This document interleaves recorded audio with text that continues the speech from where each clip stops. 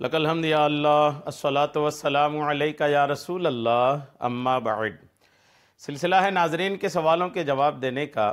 ناظرین میں سے ایک بڑی تعداد ایسی ہے جو دعا کرتے ہیں اور دعا ان کے قبول نہ ہونے کی یہ شکایت کرتے ہیں۔ ایک بہت بڑی تعداد ہے، صرف ہمارے ناظرین میں سے نہیں، اس کے علاوہ بھی ایک دنیا ہے جو لوگ دعا کرتے ہیں، وقت پر اپنی دعا کی قبولیت کے نتیجے نہیں دیکھتے ہیں تو پریشان ہوتے ہیں، اور پھر سوالات بھی کرتے ہیں کہ ہم دعا کرتے ہیں، دعا ہماری قبول نہیں ہوتی۔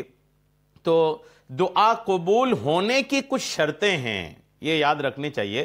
دعا کے قبول ہونے کے کچھ شرائط ہیں، اگر وہ شرطیں پائی جاتی ہیں تو دعا کی قبولیت کی امید بڑھ جاتی ہے، اور اگر وہ شرطیں نہیں پائی گئیں، بہت ساری شرطیں، ان میں سے ایک شرط بھی اگر نہیں پائی گئی تو دعا کی قبولیت میں رکاوٹ پیدا ہو جاتی ہیں۔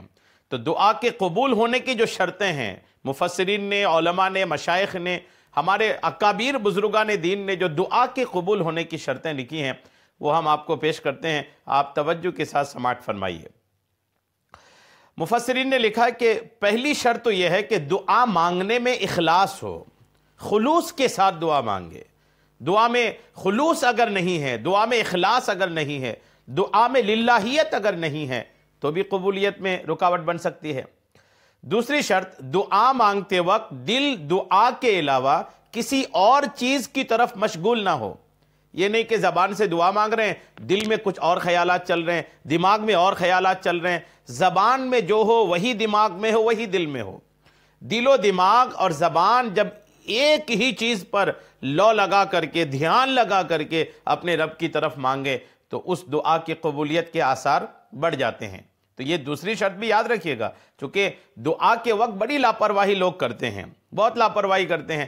دعا مانگتے وقت دعا میں ہاتھ اٹھانے کے بعد بھی لوگ عجیب غریب حرکتیں کرتے ہیں، کوئی انگلی چٹکتے ہیں، کوئی ہاتھ ہلاتے ہیں، کوئی ادھر ادھر دیکھتے ہیں۔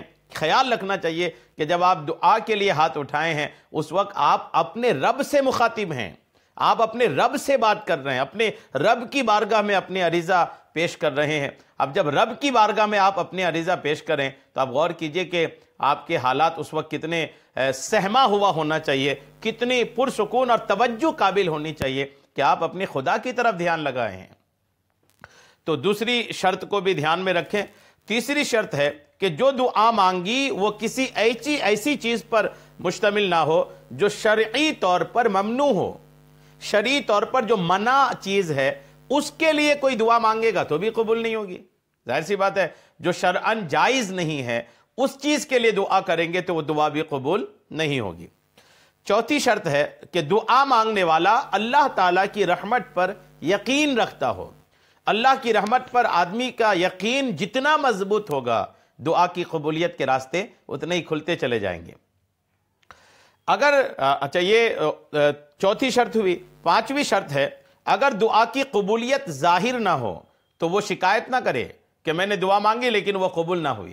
یہ بھی شرط ہے، جو آپ نے دعا کی اگر اس کی قبولیت، دعا کے نتیجے آپ پر ابھی کلیئر نہیں ہو رہے ہیں، ظاہر نہیں ہو رہے ہیں تو شکایت کرتے نہ پھریں، لوگوں کے پاس یہ پریشانی بتاتے نہ پھریں کہ ہم نے دعا کری تھی لیکن ہماری دعا قبول نہیں ہوئی۔ یوں اپنی شکایت لوگوں کو بتاتے پھرنا یہ بھی آپ کی دعا کی قبولیت میں رکاوٹ بن سکتی ہے۔ جی ہاں، جیسے ہوتا ہے کہ آدمی دعا مانگا اور چاہتا ہے کہ فوراً حاضر ہوں، فوراً ہمارے معاملات سارے حل ہو جائیں، اور جیسے 2-3 دن، ہفتہ 10 دن 15 دن لیٹ ہوئے تو یہاں وہاں بولنا شروع کر دیتے ہیں، اور یہاں وہاں بولنا ہو سکتا ہے کہ آپ کے دعا کے نتیجے آپ پر ظاہر ہونے والے تھے اور آپ نے یہاں وہاں بولنا شروع کیا تو آپ کی دعا میں وہ رکاوٹ شروع ہو گئی۔ لہٰذا یہ بھی بولتے بالتے نہ پھریں۔ جب ان شرطوں کو پورا کرتے ہوئے دعا کی جاتی ہے تو وہ قبول ہوتی ہے۔ اور یاد رہے کہ جو دعا تمام شرائط و آداب کی جامع ہو تو اس کے قبول ہونے کے لیے یہ ضروری نہیں کہ جو مانگا وہ مل جائے، بلکہ اس کی قبولیت کی اور صورتیں بھی ہو سکتی ہیں۔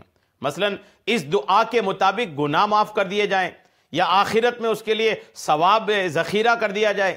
چنانچہ حضرت ابو ہریرہ رضی اللہ تعالی عنہ سے روایت ہے، تاجدار رسالت صلی اللہ تعالی علیہ وسلم نے ارشاد فرمایا، بندہ اپنے رب سے جو بھی مانگتا ہے اس کی دعا قبول ہوتی ہے، اور اس کی صورت یہ ہوتی ہے کہ یا تو اس کی مانگی ہوئی مراد دنیا ہی میں اس کو جلدی دے دی جاتی ہے، یا آخرت میں اس کے لیے ذخیرہ یعنی جمع کر کے رکھی جاتی ہے، یا دعا کے مطابق اس کے گناہوں کا کفارہ کر دیا جاتا ہے۔ اور اس میں شرط یہ ہے کہ وہ دعا گناہ یا رشتہ داری توڑنے کے بارے میں نہ ہو اور اس کی قبولیت میں جلدی نہ مچائے۔ صحابہ کرام رضی اللہ تعالی عنہم نے عرض کی وہ جلدی کیسے مچائے گا؟ ارشاد فرمایا اس کا یہ کہنا کہ میں نے دعا مانگی لیکن قبول ہی نہ ہوئی، یہ جلدی مچانا ہے۔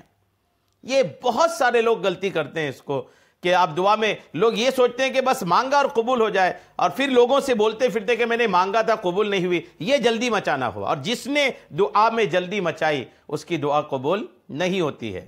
یہ حدیث پاک ترمذی شریف کے جلد نمبر 5 کے صفحہ نمبر 437 حدیث نمبر 3618 میں یہ حدیث پاک موجود ہیں۔ اللہ کریم ہم سب کی دعائیں قبول فرمائے، آمین، بجاہ النبی الامین صلی اللہ تعالی علیہ وسلم۔